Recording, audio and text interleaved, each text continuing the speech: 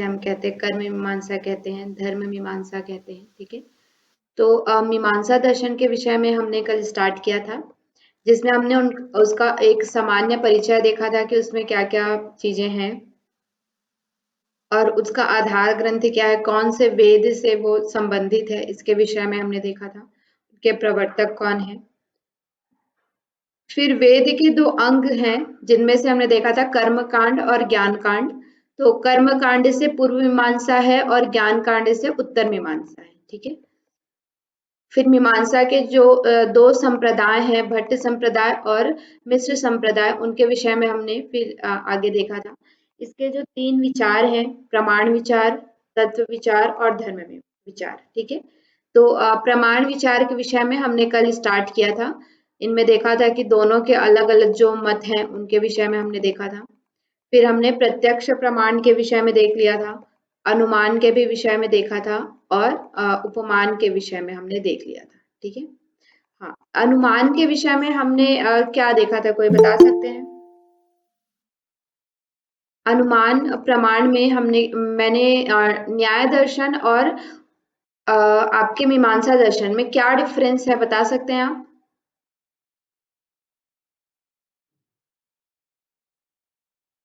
न्याय दर्शन में पंचवाक्य का जो दिया है, उसमें उसमें से यहाँ पे पहले 3 को परार्थानुमान और बाकी को स्वार्थानुमान कहा है। नहीं नहीं, यहाँ पे देखिए, वहां पे हमने क्या पढ़ा था, न्याय दर्शन में भी 2 पढ़े थे, परार्थ और स्वार्थानुमान, ठीक है। इस तरह से हमने पढ़ा था। न्याय दर्शन में कहा था कि 3 जो वाक्य हैं वो स्वार्थानुमान में लगते हैं, ठीक है। और परार्थानुमान में क्या होता है, पंच अवयव वाक्य, यानी कि पूरे 5 वाक्य लगते हैं, ठीक है। लेकिन यहाँ पे क्या डिफरेंस है, यहाँ पे बोला जाता है कि परार्थानुमान में केवल 3 वाक्य लगता है।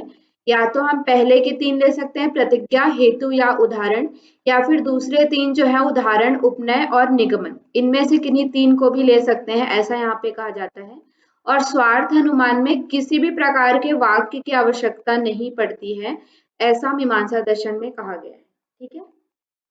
तो ये डिफरेंस है यहाँ पे, और न्याय दर्शन में और मीमांसा दर्शन में यही डिफरेंस है कि परार्थ में वहां पे 5 वाक्य माना जाता है और यहाँ पे 3 वाक्य माना जाता है। स्वार्थ में वहां पे 3 वाक्य माना जाता है, यहाँ पे किसी भी वाक्य की आवश्यकता नहीं होती है, ऐसा कहा जाता है, ठीक है। तो ये डिफरेंस हमने देखा था कल। और उपमान प्रमाण के विषय में यहाँ तक हमने पढ़ लिया था। नेक्स्ट आज हम देखने वाले हैं शब्द प्रमाण, ठीक है। तो शब्द प्रमाण में क्या होता है, हम पहले भी पढ़ चुके हैं। शब्द यानी कि जो आप्त वचन है, या फिर जो वेद आदि में लिखे हुए जो वचन है, या फिर किसी विश्वसनीय पुरुष या विश्वसनीय व्यक्ति के द्वारा जो वाक्य कहा जाता है, उसे हम क्या कहते हैं, शब्द कहते हैं, ठीक है। तो यहाँ पे भी देखिए लिखा हुआ है कि सार्थक वाक्य जो विश्वस्त व्यक्ति का कथन हो, ज्ञान प्राप्त कराने वाला हो, ठीक है।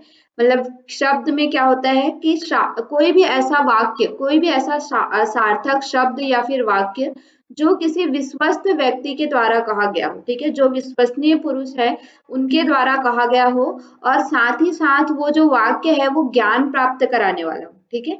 कोई भी ऐसा वाक्य नहीं, वो उस वाक्य के द्वारा हमें किसी प्रकार की कोई ज्ञान की प्राप्ति होती है, तो उसे हम क्या कहते हैं, शब्द प्रमाण कहते हैं, ठीक है। यहाँ पे जो है शब्द प्रमाण को नित्य माना जाता है, इनकी ना उत्पत्ति होती है ना विनाश होता है, ठीक है। जैसे कि अपौरुषेय कहा जाता है वेदों को, ठीक है।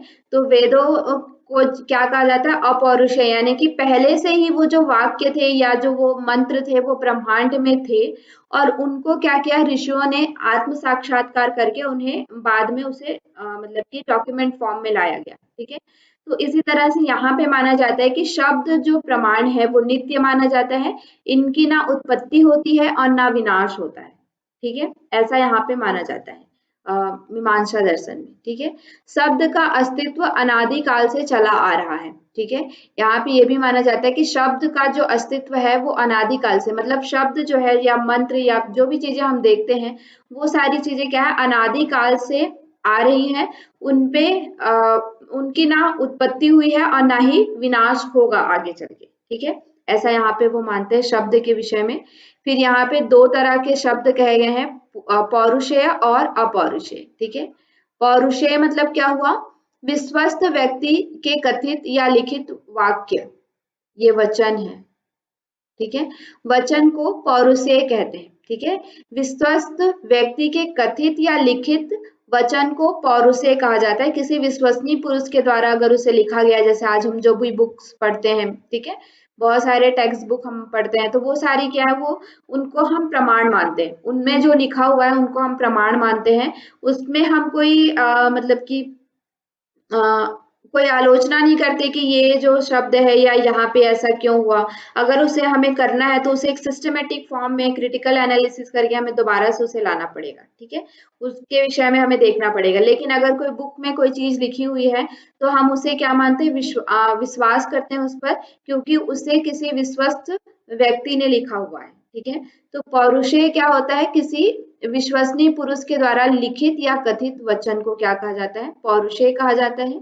और अपौरुषेय किसे कहा जाता है, वैदिक वाक्य को अपौरुषेय कहा जाता है, ठीक है। जैसा कि हम पहले ही पढ़ते आ रहे हैं कि वेद क्या है, अपौरुषेय, उसे किसी ने लिखा नहीं है, इसलिए उसे क्या है, अपौरुषेय कहा जाता है। अब शायद यहाँ पे आपके मन में एक प्रश्न उठ रहा होगा कि अगर किसी चीज को किसी पुरुष ने लिखा है, विश्वसनीय पुरुष ने लिखा है, तो उसे वो नित्य कैसे हुआ, उसकी उत्पत्ति तो कभी ना कभी हुई ही है, ऐसा शायद आपके मन में आ रहा होगा। तो इसमें ये है कि पौरुषेय व्यक्ति ने भी अगर कोई चीज लिखी है तो वो किसके आधार पर लिखी है, कहीं ना कहीं उसका आधार क्या है, अपौरुषेय से ही आता है, ठीक है। जब हम कोई बुक लिखेंगे, हम अपना ही देखते हैं कि जब हम कोई बुक लिखेंगे, ठीक है, तो क्या हम अपने से ही कोई बुक लिख देंगे, ऐसा तो नहीं होगा। हम बहुत सारे रेफरेंसेस यूज करेंगे, उसको किसी ने लिखा है उसको हम यूज करेंगे, ठीक है। इट मीन्स उसका ओरिजिन क्या है, अपौरुषेय ही है। उसका ओरिजिन क्या है, जो अनादि काल से चला आ रहा है, उसी के विषय में हम लिख रहे हैं, ठीक है। तो वो उसको भी हम क्या कहेंगे, अपौरुषेय ही कहेंगे। क्लियर है। शब्द प्रमाण, ओके, चलिए। नेक्स्ट है, फिर यहाँ पे आता है अर्थापत्ति। अच्छा, आप लोग ने जी मैम, क्लियर है। हाँ, कल क्लास की थी, तो इसमें हमने कितने प्रमाण देखे थे, मीमांसा दर्शन में कितने प्रमाण बताए गए हैं, 6। कितने प्रमाण बताए गए हैं, 6, यस 6 प्रमाण। तो हमने अभी तक 4 प्रमाण, 4 अभी तक जो हमने प्रमाण पढ़े हैं, प्रत्यक्ष, अनुमान, उपमान और शब्द, ठीक है। ये जो 4 प्रमाण हैं वो ऑलरेडी हम पहले से पढ़ते आ रहे हैं, जैसे कि हमने न्याय दर्शन में भी पढ़ा था। शब्द, अनुमान और आगम, सॉरी प्रत्यक्ष है, उसको हमने बाकी के दर्शनों में भी पढ़ा था।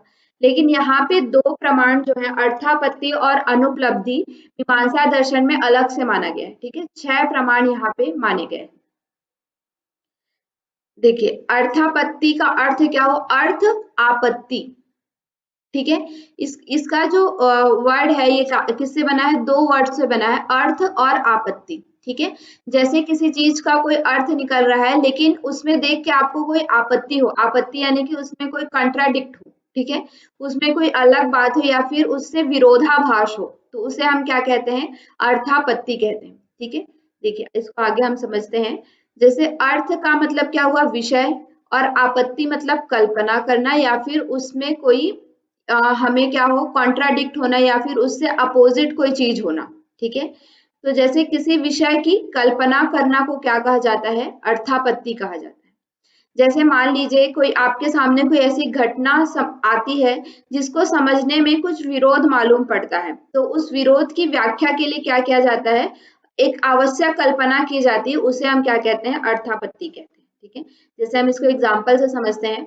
मान लीजिए कि एक कोई हेल्दी इंसान है, ठीक है, कोई इंसान है जो बहुत हेल्दी है, हेल्दी इन द सेंस मतलब मोटा है, ठीक है, लेकिन वो कहता है कि मैं दिन में कुछ भी नहीं खाता, ठीक है। यहाँ पे एग्जाम्पल दिया जाता है कि एक इंसान है जो कहता है कि मैं दिन में कुछ भी नहीं खाता, लेकिन वो मोटा है, ठीक है।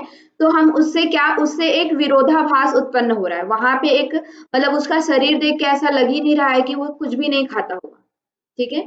तो इसका मतलब हम क्या एक कल्पना कर रहे हैं कि वो दिन में नहीं खाता है, लेकिन वो क्या करता है रात में खाता होगा। ठीक है, वो दिन में कुछ नहीं खाता है बट वो रात में खाता होगा, इसलिए वो क्या है मोटा है। ठीक है, मतलब कि किसी वस्तु को देख करके आपके मन में कोई एक विरोध उत्पन्न होता है या फिर आपके मन में कोई आपत्ति आती है और उस आपत्ति को क्लियर करने के लिए आप क्या करते हो, अपने मन में एक हाइपोथेसिस जनरेट करते हो, एक कल्पना, एक परिकल्पना बनाते हो कि इसका ये नहीं है तो ऐसा हो सकता है, ऐसा हम क्या करते हैं एक परिकल्पना बनाते हैं, तो वो क्या होता है अर्थापत्ति होता है। समझ में आया क्या अर्थापत्ति? Yes ma'am. ठीक है, मतलब एक जैसे जी कि मैम। हाँ आपके मन में कोई विरोधाभास आ रहा है किसी चीज को देख करके, तो उसके लिए आप अपनी एक कल्पना बनाते हो, तो उसे हम क्या कहते हैं अर्थापत्ति प्रमाण कहते हैं। ठीक है, चलिए नेक्स्ट और लास्ट है आपका अनुपलब्धि। इसे अनुपलब्धि प्रमाण को किन्होंने नहीं माना है?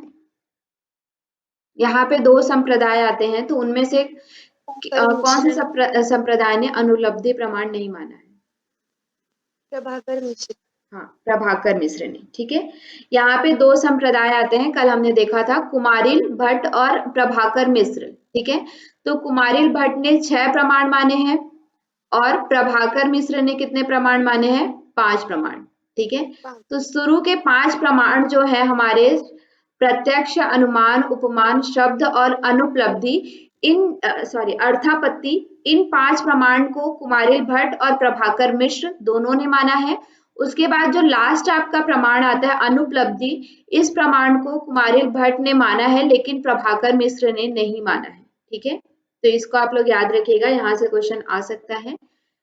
तो फिर यहाँ पे हम देखते हैं अनुपलब्धि। अनुपलब्धि का मतलब आपको शब्द से ही आपको समझ में आ रहा होगा कि वो चीज जो है या वस्तु है वो अनुपलब्ध होना या फिर वहां पे उपलब्ध ना होना। ठीक है, तो ये भी एक तरह का प्रमाण है, जैसे कि भट्ट मीमांसा और अद्वैत वेदांत में भी इसे माना है। ठीक है, के अनुसार अनुपलब्धि को एक स्वतंत्र प्रमाण माना है। ठीक है, किसी विषय के अभाव का साक्षात ज्ञान हमें अनुपलब्धि द्वारा प्राप्त होता है। ठीक है, अगर हमें हमारे सामने कोई विषय आता है जो विषय उस समय वहां पे अनुपलब्ध है, जैसे कि हम कहते हैं मान लीजिए हम घर में ही रहते हैं तो हमारा कुछ सामान रहता है, तो हम पूछते हैं कि भाई ये वाला सामान यहाँ पे है क्या, तो वो बताता है कि नहीं यहाँ पे वो सामान नहीं है। इट मीन्स क्या है, वो सामान कहीं और जगह है, किसी और जगह पे है। ठीक है, तो ये भी क्या होता है एक तरह का प्रमाण होता है। अगर कोई वस्तु जो है वो यहाँ पे अनुपलब्ध है, मतलब क्या है वो किसी और जगह पे उपलब्ध होगा, यहाँ पे उपलब्ध नहीं है, ये भी एक क्या है हमें प्रमाण, इससे भी एक ज्ञान प्राप्त होता है कि यहाँ उपलब्ध नहीं है, मतलब किसी और कमरे में या किसी और जगह पे वो क्या होगा उपलब्ध होगा। ठीक है, पहले उपलब्ध था परंतु अब उपलब्ध नहीं है। ऐसा भी हो सकता है कि मान लीजिए कोई चीज, जैसे जगत को हम मानते हैं, जगत की सत्ता जो है वो क्या है, जो हमारी इस जगत की सत्ता है वो क्या है कि कभी कभी वो हर समय वो क्या होता रहता है, परिवर्तन होता रहता है। ठीक है, परिवर्तनशील है।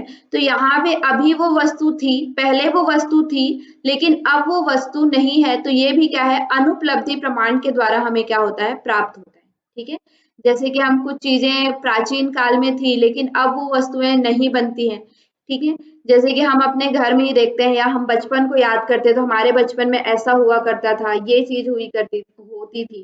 ठीक है, ऐसा हम बोलते हैं, लेकिन अब वो चीजें अभी हमें उपलब्ध नहीं होती। जैसे हमें कुछ खाने की चीज होती थी, तो ये जो हमारे समय में ऐसा खाने को मिलता था ऐसा हम कहते थे, फिर उसके बाद थोड़े समय बाद वो क्या होती गई, विलुप्त होती गई, है ना। तो वो चीज भी क्या है अनुपलब्धि का प्रमाण है, हमें उसका प्रमाण मिलता है कि पहले वो चीज हुआ करती थी परंतु अब वो चीज उपलब्ध नहीं है या फिर वो चीज नहीं बनती है या फिर उसमें कुछ परिवर्तन आ गया है। ठीक है, तो ये किसके द्वारा हमें प्राप्त होता है, ये किसके द्वारा जानने को मिलता है, अनुपलब्धि प्रमाण के द्वारा। क्लियर है अनुपलब्धि प्रमाण? Yes ma'am.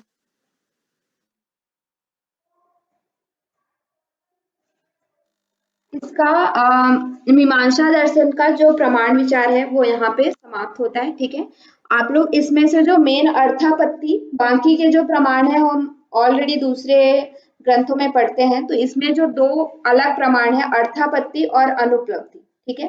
तो इसको आप लोग याद रखिएगा। और यहाँ से क्वेश्चन के विषय में मैंने आप लोगों को कल भी बताया था कि आ सकता है यहाँ से क्वेश्चन कि कौन मीमांसा दर्शन में कितने प्रमाण हैं। तो अगर ऐसा क्वेश्चन आता है तो 6 प्रमाण आपको लिखना है। लेकिन अगर वहां पे स्पेसिफाई करता है कि कुमारी भट्ट के अनुसार कितना है और प्रभाकर मिश्र के अनुसार कितना है, तो फिर वहां पे अलग आ जाएगा, ठीक है।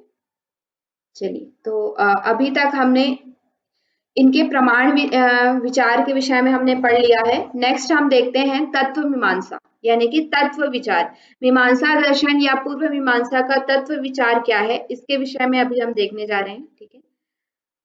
तो तत्व विचार के विषय में ये कहते हैं, जैसा हमने वैशेषिक दर्शन पढ़ा, इसके पूर्व हमने वैशेषिक दर्शन पढ़ा था, वहां पे भी कितने द्रव्य थे, कितने पदार्थ थे, 7 पदार्थ थे। याद है ना आप लोग को, जिसमें पढ़ा था हमने द्रव्य, गुण, कर्म, सामान्य, विशेष, समवाय और अभाव।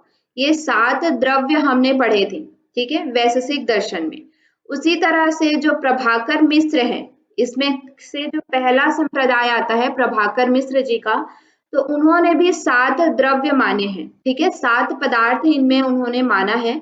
लेकिन कुछ पदार्थ में यहाँ पे क्या है, भिन्नता है, ठीक है। द्रव्य जैसे वैशेषिक दर्शन में माना जाता है 9 द्रव्य, उसी तरह से यहाँ भी इनके 9 द्रव्य माने जाते हैं। गुण भी यहाँ पे 24 माना जाता है, वैशेषिक दर्शन की तरह ही। और कर्म भी यहाँ पे 5 माने जाते हैं। कर्म बता सकते हैं आप लोग कि कौन कौन से कर्म हैं वैशेषिक दर्शन के अंदर? जी बताइए, आपकी आवाज उत्प्रेक्षण, नहीं आ रही है। अवक्षेपन, उत्प्रेक्षण, हाँ अवक्षेपन, हाँ, आकुंचन, प्रसरण और गमन। गमन, ठीक है। गमन। उत्क्षेपण, अवक्षेपण, आकुंचन, प्रसारण और गमन, ठीक है। ये 5 जो कर्म है उसी वैशेषिक दर्शन में भी माना गया और उन्हीं कर्मों को यहाँ पे प्रभाकर मिश्र ने भी माना है, ठीक है। सामान्य, सामान्य भी वैशेषिक दर्शन की तरह ही है, लेकिन यहाँ पे इन्होंने विशेष को क्या है, नहीं माना है। विशेष की जगह में इन्होंने क्या माना है, शक्ति माना है। और समवाय और परतंत्र, यहाँ पे नाम का बस डिफरेंस है, ठीक है। समवाय का मतलब हमने क्या देखा था, बता सकते हैं? समवाय में हमने क्या देखा था वैशेषिक दर्शन में?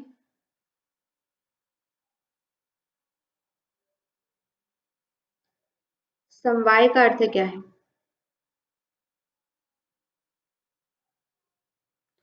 समवाय में हमने देखा था कार्य कारण सिद्धांत की तरह होना, ठीक है, जिसमें हमने बताया था कि अगर कोई एक वस्तु, जैसे कि वहां पे एक एग्जांपल लिया था, ऊन, एक स्वेटर है, अगर उनमें से ऊन को निकाल दिया जाए, मतलब कि स्वेटर का भी अस्तित्व क्या हो जाएगा, समाप्त हो जाएगा, ठीक है। मतलब कोई 2 वस्तु है, उनमें से अगर एक वस्तु को हम निकाल देते हैं तो दूसरी वस्तु भी क्या हो जाती है, समाप्त हो जाती है। तो उसी तरह का अर्थ, बस यहाँ पे क्या है, नाम का डिफरेंस है, उसे क्या बोला गया है, परतंत्रता बोला गया है, ठीक है।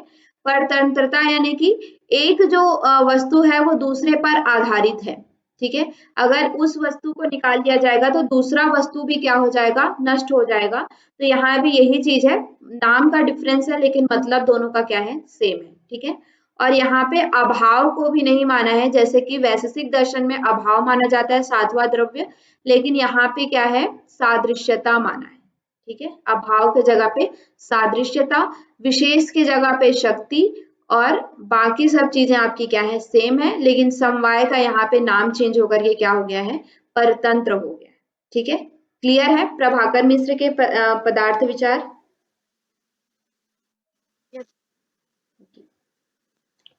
चलिए, तो इसमें शक्ति, बाकी सब तो सेम है, लेकिन शक्ति और सादृश्यता क्या है इसके विषय में हम देखते हैं।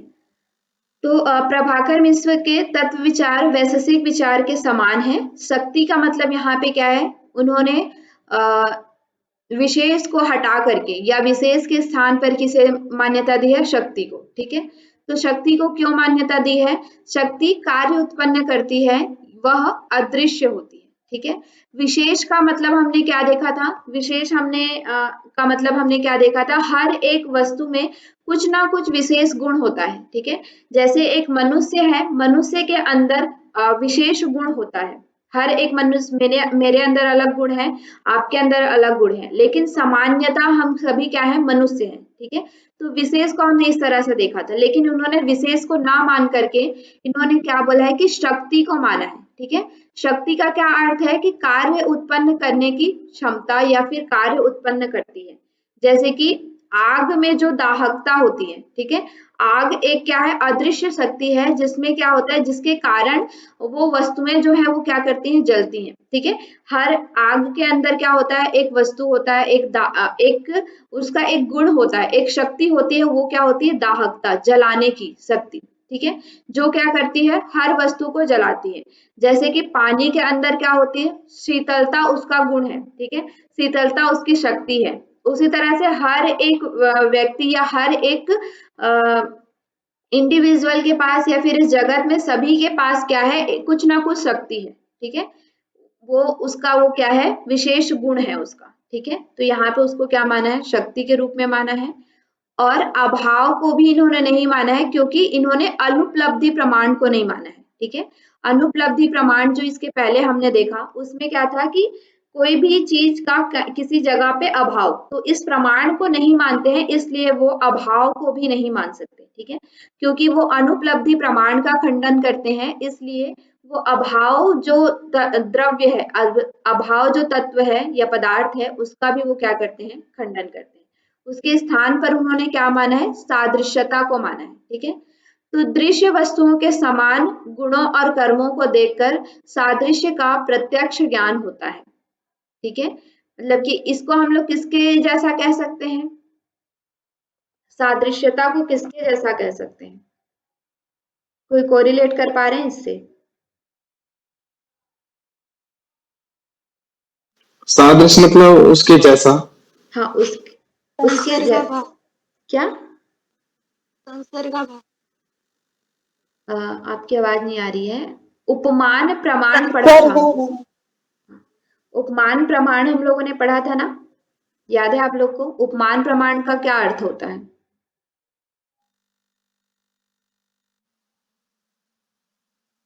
उपमान प्रमाण मतलब क्या होता है?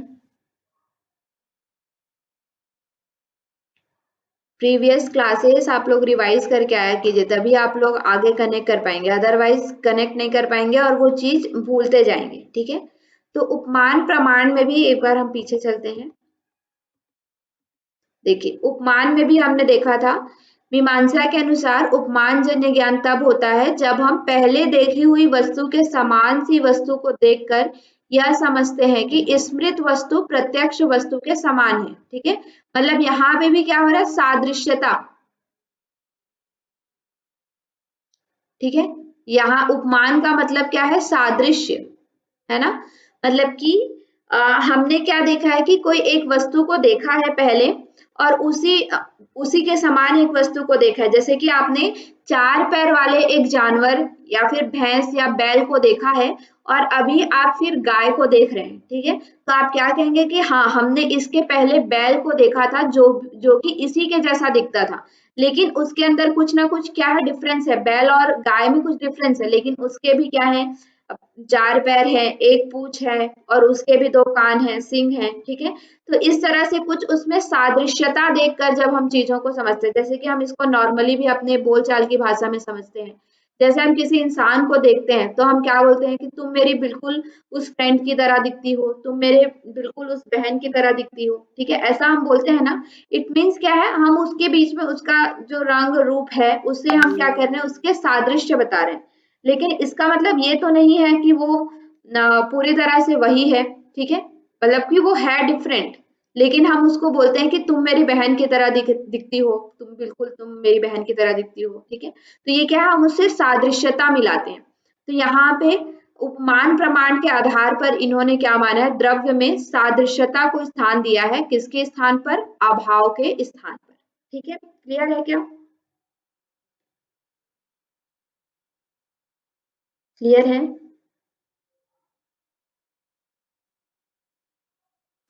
मैम फिर से एक बार हाँ जी मैम जी, क्लियर। फिर से एक बार, एक्चुअली ना आपकी आवाज थोड़ी मुझे कम आ रही है, आप फिर से एक बार पूछ रहे हैं शायद।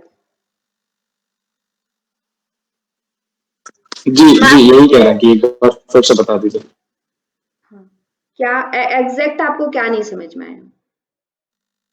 मैम उपमान का मुझे समझ में आ गया, लेकिन आप क्या बता रहे कि सादृश्य का यहाँ पे कौन से इससे उसको चेंज किया है वैशेषिक से? हाँ हाँ ठीक है।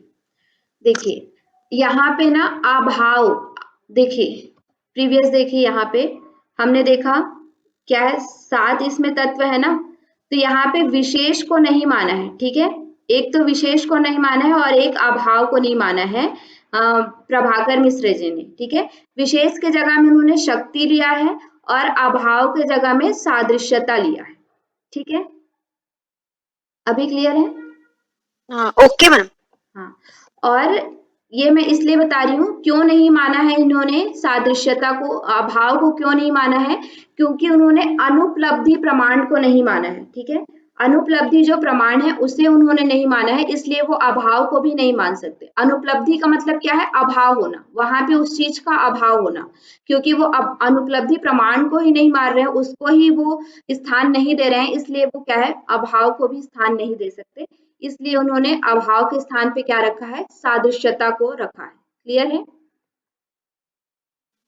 Yes ma'am.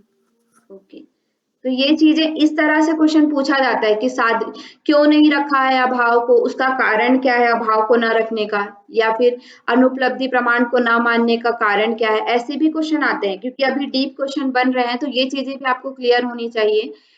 और कि विशेष को इन्होंने क्यों नहीं माना है, तो विशेष को इन्होंने क्यों नहीं माना है? विशेष को पृथकत्व गुण से भिन्न माना भ्रामक है, ठीक है। मतलब क्या है? पृथकत्व एक गुण आता है।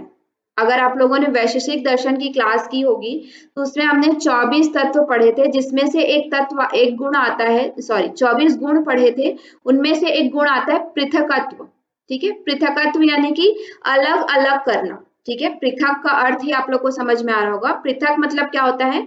अलग अलग करना। तो इन्होंने ये विशेष को ना मानने का ये कारण दिया है कि हम पृथक का भी मतलब वही है और विशेष का भी मतलब ये वही है, ठीक है। सामान्य गुण में क्या हुआ कि सामान्य हम मनुष्य है, मतलब सभी के 2 पैर होंगे, 2 हाथ होंगे, ठीक है।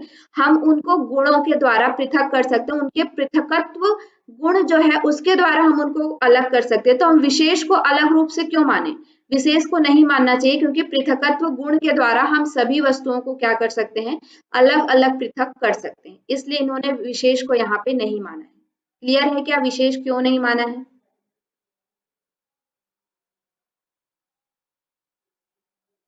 यस।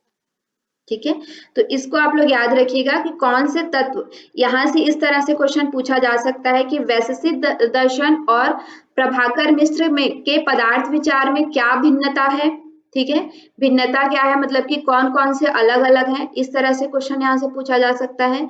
और यहाँ से एक और क्वेश्चन बन सकता है कि विशेष और अभाव को क्यों माना है, शक्ति और सादृश्यता क्या है, ठीक है। तो ये इस तरह से क्वेश्चन बन सकते हैं, इनको आप लोग क्लियर रखिएगा।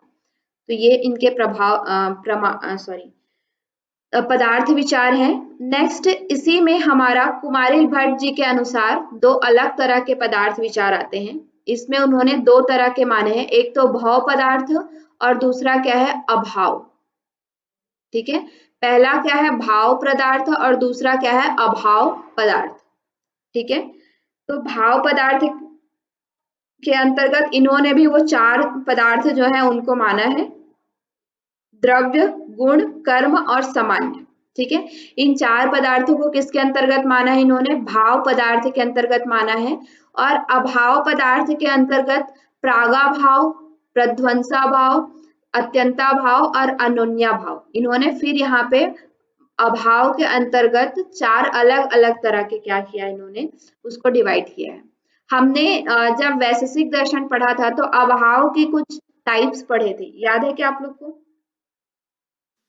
हाँ मैम, संसर्गा भाव और अनन्यो भाव। अन्योन्या भाव, ठीक है। तो ये भी क्या है?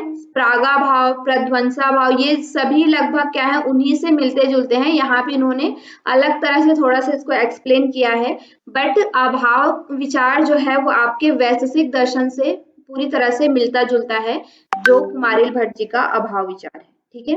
और भाव विचार में जो हमारे द्रव्य गुण कर्म और सामान्य है वो भी वैशेषिक दर्शन से क्या है, मिलते जुलते हैं। ठीक है, पूरी तरह से वो द्रव्य में भी ये भी 9 द्रव्य मानते हैं, गुण ये भी 24 मानते हैं, कर्म भी 5 मानते हैं, सामान्य भी उसी तरह से इनका विचार है। और अभाव के अंतर्गत वहां पे 2 तरह के अभाव माने गए थे, यहाँ पे 4 माने गए हैं, प्रागा भाव, प्रध्वंसा भाव, अत्यंता भाव और अन्योन्या भाव। ठीक है, क्लियर है? तो इनको आप लोग याद रखिएगा थोड़ा सा।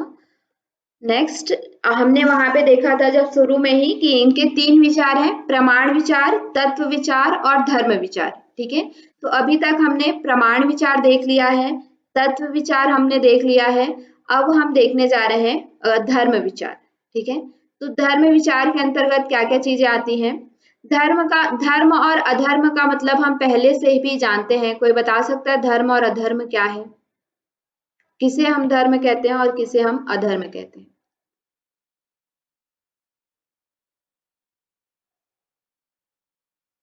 धर्म यानी जो भी हम सही कहते हैं, जो प्रमाण माना जाता है कि सेट ऑफ रूल्स की ऐसे हमें बिहेव करना है या यस, ठीक है। और अधर्म क्या है? उसके विपरीत। ठीक है, तो यहाँ पे जैसा कि आप लोग को हमने ये चीजें पहले भी पढ़ ली हैं, लेकिन यहाँ पे धर्म का मतलब क्या है कि धर्म में जो वेद विहित कर्तव्य है, जैसा कि मैंने आपको जब मीमांसा दर्शन की फर्स्ट कल वाली क्लास में आप लोग को बताया था कि जो मीमांसा और वेदांत दर्शन है ये दोनों क्या है, पूर्णतः वेद पर आधारित है। ठीक है, मीमांसा और वेदांत दर्शन क्या है, पूर्णतः वेद आधारित ग्रंथ है और ये पूरी तरह से वेदों पर ही आश्रित है। ठीक है, वेद के जो ज्ञान कांड और कर्म कांड से ये निकले हुए हैं और उन्हीं की विस्तृत व्याख्या यहाँ पे करते हैं। ठीक है, तो मीमांसा दर्शन में धर्म किसे कहा गया है? जिसे हम वेद विहित कर्तव्य, यानी कि वेद के द्वारा कहे गए या वेद में जो लिखा है कि ये कर्तव्य हमें करना चाहिए, ऐसे ऐसे हमें कर्म करना चाहिए, ये सारी चीजें जो उसमें लिखी हुई है, जो भी वेद में हमारे लिए एक मनुष्य के लिए कर्तव्य कर्म बताया गया है, उन सभी कर्तव्यों को करना क्या होता है? धर्म होता है। ठीक है, उनमें जिन कर्मों को नहीं करने को कहा गया है उनका परित्याग करना, दोनों चीज आता है। जो चीज हमें करने को कहा गया है उनको करना और जो ना करने को कहा गया है उन्हें नहीं करना, ये किस में आता है? धर्म के अंतर्गत आता है। ठीक है, और दूसरा क्या है? अधर्म मतलब क्या है? मीमांसा में अधर्म का अर्थ है कि वेद में निषिद्ध कर्मों को करना। ठीक है, यहाँ पे इसका अपोजिट है, वेद में जो कर्म कहे गए हैं कि ये कर्म वेद में जो कर्म को निषेध किया गया है कि इन कर्मों को मनुष्य को नहीं करना चाहिए, जैसे चोरी है, डकैती है, हिंसा है, इन कर्मों के विषय में कहा गया है कि इन कर्मों को नहीं करना चाहिए। तो उन कर्मों को जब हम करते हैं तो उसे क्या कहा जाता है? अधर्म कहा जाता है।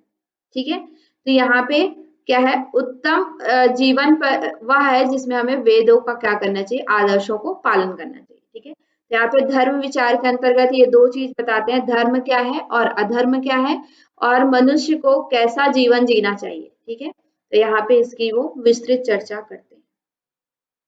फिर इसी के अंतर्गत इन्होंने 5 कर्मों का वर्णन किया है, 5 अलग अलग तरह के कर्म बताए हैं।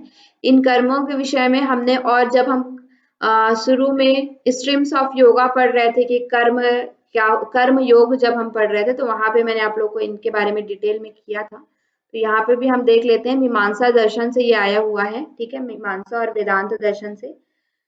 तो इसमें क्या है? 5 तरह के कर्म है, नित्य कर्म, नैमित्तिक कर्म, काम्य कर्म, निषिद्ध कर्म और प्रायश्चित कर्म।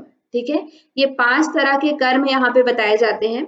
तो नेक्स्ट देखते हैं, नित्य कर्म क्या होता है? चलिए ये सब मैं बता चुकी हूँ, आप लोग बताइए नित्य कर्म क्या होता है? जो नित्य प्रतिदिन की, जो नित्य प्रति क्या है?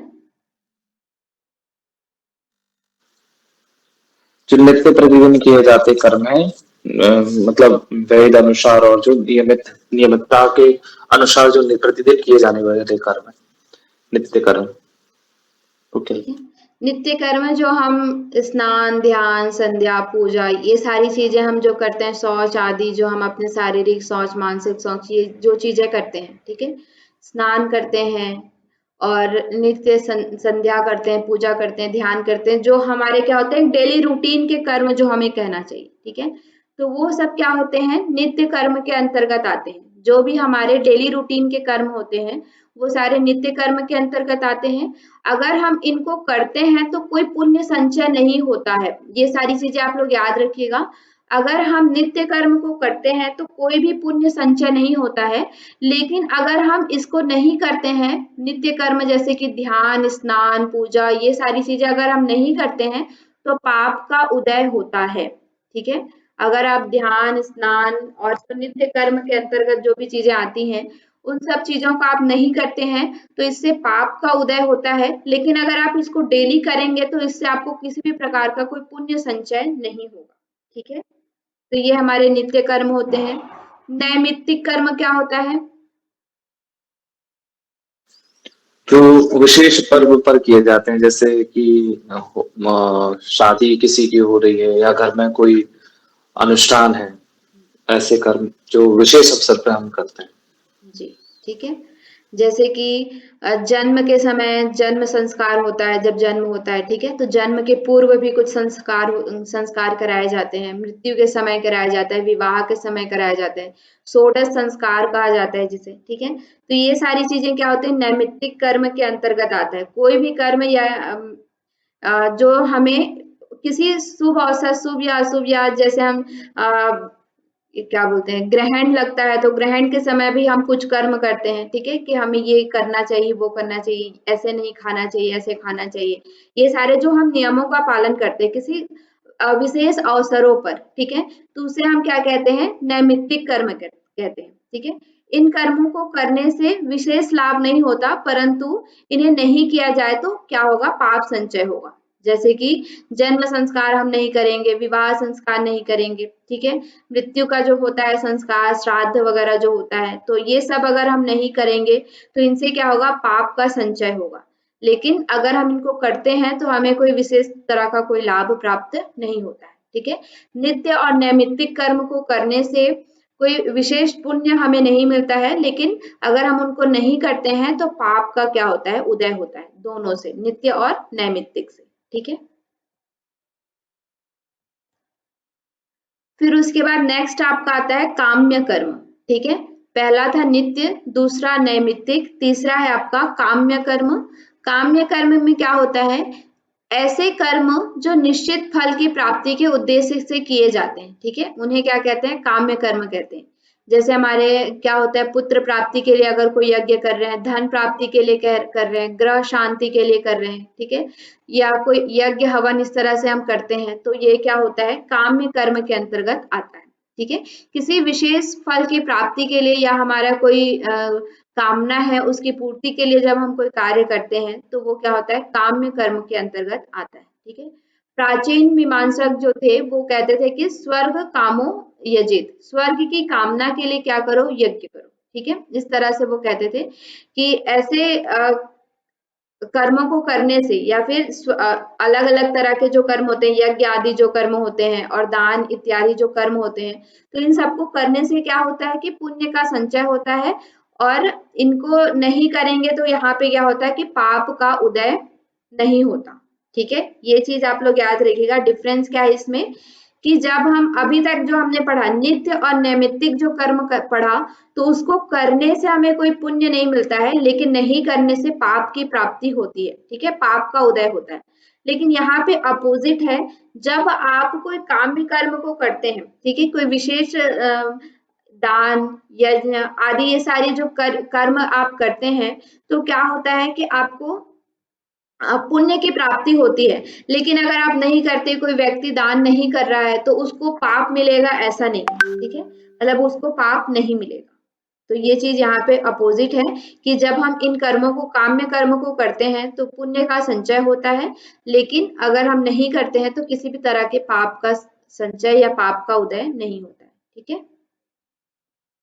नेक्स्ट लास्ट आपके पास दो है, एक तो निषिद्ध कर्म। निषिद्ध कर्म क्या होता है, निषिद्ध कर्म का अर्थ है कि निषिद्ध कर्म उन कर्मों को कहा जाता है जिनको का क्या किया गया है, निषेध किया गया है, ठीक है। जो हमने धर्म में पढ़ा, धर्म और अधर्म में पढ़ा, ठीक है। अधर्म का मतलब क्या है कि जो भी कर्म है, वेदों में जो कर्म बताए गए हैं उनको, निषेध कर्म जो बताए गए हैं उनको करना। तो यहाँ पे निषिद्ध कर्म का मतलब क्या होता है, उन कर्मों को कहा जाता है जिनको वेदों में क्या किया गया है, निषेध किया गया है, ठीक है। उन कर्मों को नहीं करने को कहा गया है, उन्हें हम क्या कहते हैं, निषिद्ध कर्म कहते हैं, ठीक है। ऐसे कर्म करने से पुण्य की प्राप्ति, ऐसे कर्म जिनको नहीं करने से पुण्य की प्राप्ति होती है, परंतु इनको करने से क्या होता है, पाप का भागी होता है, ठीक है। अगर आप इसको नहीं करेंगे जैसे चोरी, डकैती, हिंसा, ये सारी चीजें हैं, अगर आप इसको नहीं करेंगे तो आपको पुण्य की प्राप्ति होगी, और करेंगे तो क्या होगा, पाप का भी, पाप के भागीदार बनेंगे, ठीक है। तो ये आपके निषिद्ध कर्म के अंतर्गत हो गया। नेक्स्ट और लास्ट है आपका प्रायश्चित कर्म। प्रायश्चित कर्म क्या होता है, कोई व्यक्ति मान लीजिए अनजाने में या जाने में उससे कभी निषिद्ध कर्म हो गया, ठीक है। तो उस कर्म के क्या होंगे, हमें अशुभ फल प्राप्त होंगे। जैसा कि हमने यहाँ पे देखा कि अगर हम निषिद्ध कर्म को करते हैं तो क्या होता है, पाप के भागी बनते हैं, ठीक है। तो अगर हमसे कभी जाने अनजाने में कोई निषिद्ध कर्म हो गया है, तो उस कर्म के फल को, ठीक है, उस कर्म के फल को कम करने के लिए या फिर क्षीण करने के लिए हम क्या करते हैं, प्रायश्चित कर्म करते हैं, ठीक है। जब हमसे कोई ऐसा कार्य हो गया है जो हमें नहीं करना चाहिए था, तो उनको, उनके फल को कम करने के लिए या फिर क्षीण करने के लिए हम क्या करते हैं, प्रायश्चित कर्म करते हैं, ठीक है। ऐसी परिस्थिति में बुरे फल को रोकने के लिए हम क्या करते हैं, प्रायश्चित कर्म करते हैं। और यहाँ पे प्रायश्चित कर्म के अनेकानेक विधान बताए गए हैं। मतलब कि जब आप मीमांसा दर्शन को अच्छी तरह से पढ़ेंगे, उनका जो मूल ग्रंथ है उनको पढ़ेंगे, तो वहां पे उनका प्रायश्चित कर्म कैसे करना चाहिए, किसके लिए क्या प्रायश्चित कर्म करना चाहिए, वो सारी चीजें यहाँ पे विशेष रूप से और विस्तृत रूप से बताई गई है, ठीक है। क्लियर है?